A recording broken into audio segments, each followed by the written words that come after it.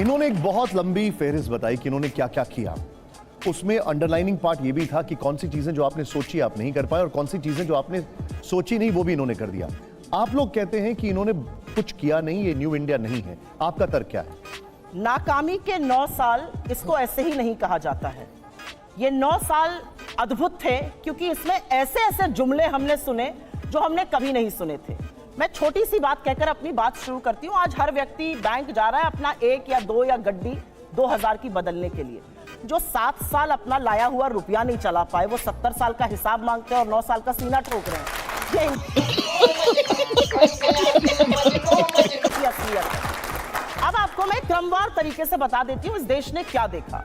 इस देश ने 9 साल में सबसे ज्यादा बेरोजगारी देखी और बेरोजगारी ऐसी देखी कि जब आप सरकार से सवाल पूछिए तो इस देश ने सुना पकौड़े तलो।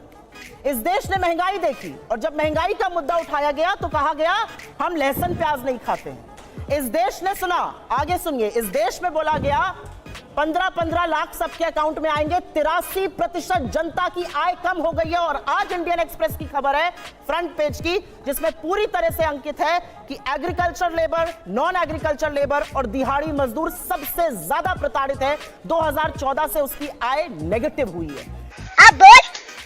यह इनके कीर्तिमान है। लेकिन अब क्योंकि बात हो ही रही है, जो तथ्य इन्होंने दिए, कार मैन्युफैक्चरिंग 1 2 3 नहीं 7 बड़े ऑटोमोबाइल जायंट्स भारत में अपनी दुकान बंद करके चले गए। चाहे वो जीएम मोटर्स हो, चाहे वो फिएट हो, चाहे वो एनफील्ड हो, अपनी दुकानें बंद करके चले गए क्योंकि उनको भरोसा नहीं है सरकार की नीतियों पर। ये मोबाइल मैन्युफैक्चरिंग की बात करते हैं। इस देश ने एक चीज बहुत बड़ी देखी। इस देश ने एक ऐसा प्रधानमंत्री देखा जो जब प्रधानमंत्री नहीं थे तो कहते थे चीन को लाल आंख दिखाएंगे, और जब चीन अतिक्रमण करके बैठा है तो प्रधानमंत्री लाल शर्ट पहन के उनकी जी हजूरी के लिए अपने खाने की थाली छोड़कर खड़े हो जाते हैं। इस देश ने एक ऐसा प्रधानमंत्री देखा जो चीन को सबक सिखाने के बजाय 3 साल से चीन को अपने सबसे बड़ा ट्रेडिंग पार्टनर बनाया हुआ है। चीन और हमारा ट्रेड डेफिसिट $100 बिलियन है। इस देश ने मिजोरम और असम के बीच में गोलियां चलती हुई देखी। इस देश ने कर्नाटक और महाराष्ट्र के बीच में तनातनी देखी जहां पर भाजपा की शासन है भूमि को लेकर। इस देश ने मणिपुर को जलते हुए देखा, लेकिन प्रधानमंत्री और अमित शाह जी के मुंह पर एक जरा सी शिकन नहीं देखी। इस देश ने तैरती लाशें भी देखी। ये देश सब कुछ देखता है और अब देश ये भी देख रहा है कि भारत के संसद का उद्घाटन होने जा रहा है। और भारत का संसद क्या है यह हमारा संविधान बताता है। अनुच्छेद 79 क्लियरली कहता है इंडियन पार्लियामेंट का मतलब है राष्ट्रपति, काउंसिल ऑफ स्टेट्स राज्यसभा और लोकसभा। राष्ट्रपति को दरकिनार करके ये मोदी शो जो हो रहा है ये भी देश देख रहा है। किराए के लोग ले जाकर जो बाहर शो होता है वो भी देश देख रहा है। सब चंगासी। और ये देश आज एक सवाल पूछ रहा है। जब रामनाथ कोविंद जी राष्ट्रपति बने, आपने कहा दलित राष्ट्रपति हैं, दलित राष्ट्रपति, आपने बहुत ढिंढोरा पीटा, अच्छी बात है। उनको शिलान्यास के लिए क्यों नहीं बुलाया गया? क्या राष्ट्रपति का हक नहीं है? आज एक अनुसूचित जनजाति की महिला इस देश की राष्ट्रपति है, उनको इस हक से वंचित क्यों किया जा रहा है? ये सवाल सब पूछ रहे हैं और आज इतिहास बन रहा है। और मैं अपनी बात यही कहकर खत्म करती हूं कि इतिहास मोदी जी को लगता है इमारतों से बनता है। जी नहीं, इतिहास ना इमारतों से बनता है ना 9 साल में बनता है। इतिहास तब बनता है जब 200 साल की ब्रिटिश हुकूमत के बाद आप रोना नहीं रोते, अपना दुखड़ा नहीं रोते, आप आईआईटी, एम्स, आईएससी, बार्क, इसरो जैसी संस्थाएं बनाते हैं। इतिहास तब बनता है जब 19वीं सदी के भारत में आप 21वीं सदी की आईटी और टेलीकॉम रेवोल्यूशन की नींव रखते हैं। इतिहास तब बनता है जब 1991 में आप अपनी इकोनॉमी को खोलते हैं और ग्लोबलाइजेशन का एक अहम हिस्सा बनते हैं। इतिहास तब बनता है जब 2004 से 14 के बीच आप 27 करोड़ लोगों को गरीबी की सीमा रेखा के ऊपर खींचते हैं। मनरेगा, खाद्य सुरक्षा अधिनियम, right to education, right to information जैसे कानून लाते हैं। एक ऐसा अधिनियम बताएं जो लाए। इन्होंने 23 करोड़ लोगों को इस देश में गरीबी की सीमा के नीचे ढकेलने का काम किया है। ये इनके 9 साल का फलसफा है। क्यों हिला डाला ना?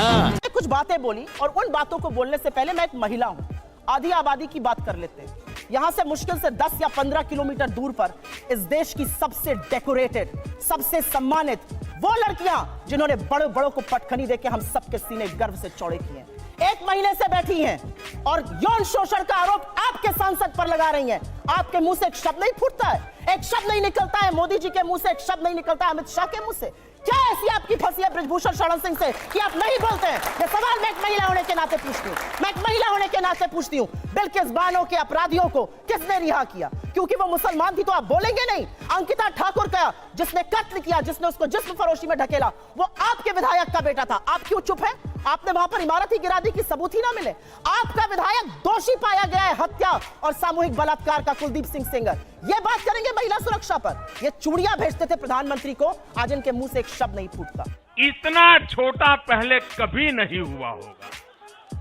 महिलाएं इस देश की पूछ रही हैं और आपको भी पूछना चाहिए, क्यों चुप है मोदी सरकार? जब हमारी बेटियां जंतर मंतर पर 1 महीने से बैठी हैं, उन लड़कियों के आंसू देखकर। और आज की खबर फिर से मैं कोट कर रही हूं, एक समर कैंप होता था साक्षी मलिक बनने के लिए, तमाम लड़कियां वहां पर आवेदन देती थी। आज की स्थिति यह है कि बलात्कार और यौन शोषण की खबरों के बाद एक एप्लीकेशन नहीं आई है। यह इस देश की बेटियों के साथ ये कर रहे हैं, ये हमें पाठ पढ़ाएंगे। इन्होंने एक बहुत बड़ी बात बोली और वो बात बोलते बोलते पाकिस्तान पर चले गए। आज तक इस देश का यह न्याय था कि आज तक आईएसआई ने हमारी जमीन पर पैर नहीं रखा था। आईएसआई को पठानकोट बुलाकर आप निरीक्षण कराते हैं, लाहौर आप चले जाते हैं लपके हुए, भगवान जाने सिवई खाने या बिरयानी खाने, और सवाल हमसे आप पूछिएगा। आसिया अंद्राबी आपका चेहरा बनती है श्रीनगर में और सरहद पार जाके आतंकवादी गतिविधियों में शामिल है। आप एक दुर्दांत आतंकवादी को, यूसुफ को वहां पर टिकट देते हैं क्योंकि आपको अपनी सत्ता करनी है। ये कैसे लोग हैं? ये किस तरह के लोग हैं? ये जाबाजों की शहादत पर चुप रहेंगे, मणिपुर जलेगा ये चुप रहेंगे, ये प्रचार करते रहेंगे। इनको ये याद है कि इनको क्या क्या कहा गया। कर्नाटक जाकर क्या कहते थे साहब? मुझे फलाने ने ये कहा। कर्नाटक ने क्या कहा? कर्नाटक की जनता ने कहा मुद्दे है बेरोजगारी, मुद्दे है महंगाई और मुद्दा है भ्रष्टाचार। अगर उस पर बात होगी तो हम बात करेंगे, नहीं तो विपक्ष में बिठाने का आपको काम करेंगे। अरे हम तो फकीर आदमी हैं, झोला लेके चल पड़ेंगे जी। आप हिमाचल गए थे, हार गए, कर्नाटक गए, हार गए, और ये विश्वगुरु बने फिरते हैं। इनकी बातें सुन लीजिए तो भारत शायद 1947 में ही आजाद हुआ हो, के बाद अब 2014 में आजाद हो गया हो। मेरा अपना मानना है कि कुछ बातें जब समझ में नहीं आती उसको नहीं बार बार बोलना चाहिए। मैंने आपको एक बार पहले भी शो पे समझाया है। हम मैन्युफैक्चरिंग कर रहे हैं मोबाइल की, जी नहीं, हम मोबाइल फोन की असेंबली कर रहे हैं। हमारा जो इंपोर्ट का बिल बढ़ा है वो इसलिए बढ़ा है क्योंकि हम उतना पार्ट असेंबल कर रहे हैं, वैल्यू एडिशन नेगेटिव है। हमारा जो कार का एक्सपोर्ट का मार्केट था वो कम हो गया है। सच को स्वीकारिए साहब, तब आप सच का समाधान कर पाइएगा। बेरोजगारी नहीं है, महंगाई नहीं है, अडानी ने कोई महाघोटाला किया ही नहीं है, चीन है ही नहीं। जब आप आंखों पर पट्टी बांधकर शासन चलाइएगा तो देश का वो हाल होगा जो हो रहा है। मुझे क्रेडिट नहीं चाहिए। डिनाई करेंगी कि टेररिज्म का जवाब बहुत ही तरीके से और बहुत ही जोरदार तरीके से दिया जा रहा है और इसकी धमक और गूंज हर जगह सुनाई देती है। क्या आप इस बात को डिनाई करेंगी? ये बड़ी ही विचित्र और वाहियात बात की है। कौन सी धमक और कौन सी गूंज? मैंने रजौरी और पुंछ 2 हफ्ते पहले हुए टेरर अटैक्स के बारे में बात करी है। हमारे 10 जाबाज की शहादत हुई है। कौन सी गूंज आपको सुनाई दी है? सरकार ने उसको स्वीकारा तक नहीं है, एक श्रद्धांजलि का शब्द नहीं बोला गया। क्या बात कर रहे हैं आप? छोड़िए उस बात को। इन्होंने महिलाओं पर बात करी और कहा जांच हो रही है। मेरे जानकारी के अनुसार और मुझे जितना सार्वजनिक जीवन के बारे में पता और लोगों को देखा है, सार्वजनिक जीवन में लोक लाज और नैतिकता से सरकारें चलती हैं। लखीमपुर नरसंहार का मुख्य अभियुक्त का पिता आज भी गृह राज्य मंत्री बना हुआ है और इनका सांसद आज भी कुश्ती फेडरेशन का अध्यक्ष है। क्यों है भाई? लोक लाज तो ये कहता है seizures wife should be above suspension. निकालिए उनको, आने दीजिए रिपोर्ट। अगर साफ होगा तो दोबारा अपने पद पर आ जाएंगे, नहीं होगा तो उनके साथ कार्रवाई होनी चाहिए। 1 महीने से बेटियां बैठी है। मैं आपसे पूछती हूँ, महिला बाल विकास मंत्री बहुत चिघाड़ती हैं, मुंह खोल खोल के फाड़ फाड़ के गला, एक शब्द नहीं बोलेंगी। वित्त मंत्री महिला एक शब्द नहीं बोलेंगी। तमाम महिला सांसद एक शब्द नहीं बोलेंगी। इस देश के प्रधानमंत्री जो कहते थे विनेश तो मेरे घर की बेटी है, आज पूछने उससे आप गए। और एक बात जनता की जानकारी के लिए सबको बता दूं, प्रधानमंत्री को तो इस यौन शोषण के बारे में 2021 से पता है। विनेश फोगट ने पब्लिकली कहा है, मैंने प्रधानमंत्री को जाकर सारी बातें बताई थी। क्यों प्रधानमंत्री चुप है?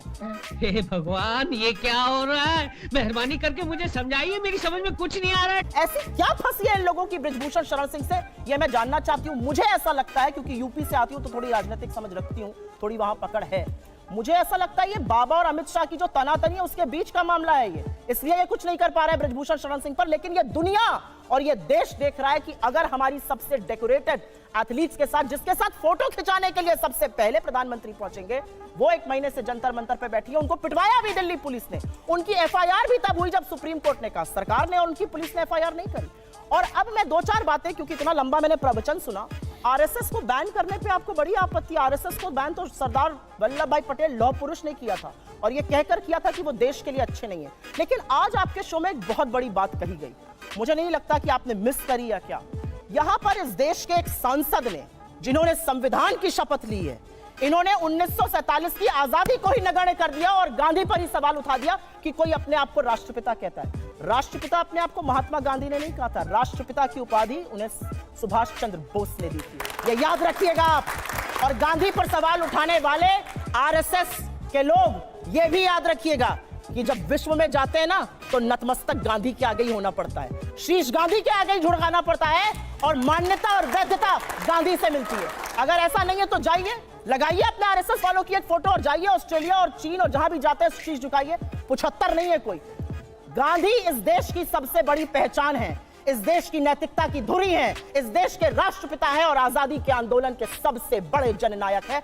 आप महात्मा गांधी को एक सांसद होने के बाद इस तरह की बात कहेंगे? आप 1947 की आजादी को, बिल्कुल हमारी सनातनी परंपरा है, बिल्कुल हमारा 5000 साल का सिविलाइजेशन है, लेकिन यह भी सच है कि 200 साल ब्रिटिश हुकूमत के बाद हमें आजादी 1947 में मिली थी, और जो भी उसको नगण्य करता है उसको कोई हक नहीं है पार्लियामेंट में रहने का। आपको माफी मांगनी चाहिए इन लोगों से सबसे पहले। इस देश में सबसे बड़ा श्री राम का उपासक महात्मा गांधी थे, जिन्होंने आत्मसात किया राम राज्य को, जिन्होंने बोला दैहिक दैविक भौतिक तापा राम राज्य नहीं कहूंगा यहाँ पर। आप मुझे एक बात बताइए, उसको मारने वाले के मुर्दाबाद गांधी ने बोला कि गोस्वामी तुलसीदास ने बोला, उसको मारने वाले के साथ आप क्यों खड़े हैं? कुछ भी मैंने कहा आत्मसात किया, सुना करिए, कान में मैल है क्या, साफ कराइए जाकर। गजब बेइज्जती है।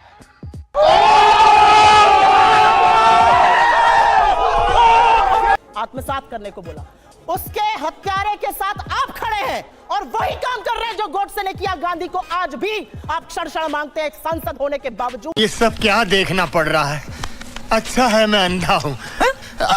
सुप्रिया जी, ऐसा तो संभव नहीं है ना कि कुछ भी नहीं अच्छा किया हो, कुछ भी अच्छा नहीं किया हो, ऐसा तो कुछ पॉसिबल हो ही नहीं सकता। कुछ तो ऐसा होगा जो इस सरकार ने ऐसा किया जो आपको लगता है कि वाकई में काबिल तारीफ है। झूठ बोलो, बार बार झूठ बोलो, जो भी बोल सकते हैं सब झूठ बोलो, जहां भी बोल सकते हैं झूठ बोलो, जितनी बार बोल सकते हैं झूठ बोलो, किसी भी विषय पर बोलो तो सिर्फ और सिर्फ झूठ बोलो। एक ही काम, झूठ बोलो, झूठ बोलो, झूठ बोलो, बार बार बोलो, बार बार बोलो, बार बार बोलो, हर जगह पे बोलो और जोर जोर से बोलो। इसका मैं जवाब दूंगी, मेरे पास है इसका जवाब, ऐसा नहीं है। अब इसका जवाब दूंगी। आपने 3 सवाल पूछे, तीनों का क्या जवाब मिला? सेंसस क्यों ना, सेंसस डिपार्टमेंट है। अरे भैया, सरकार तो आप ही चला रहे हैं, झुंझुना बजाने के लिए वहां पे बैठे हैं। पहली बात यह है। आपने पूछा नौकरियां 2 साल से नहीं हुई है, वैसे तो इतनी नौकरियां बन रही है हिंदुस्तान में, सबको नौकरियां मिल रही। कहां बेरोजगारी है, कहां महंगाई है, कहां करप्शन है?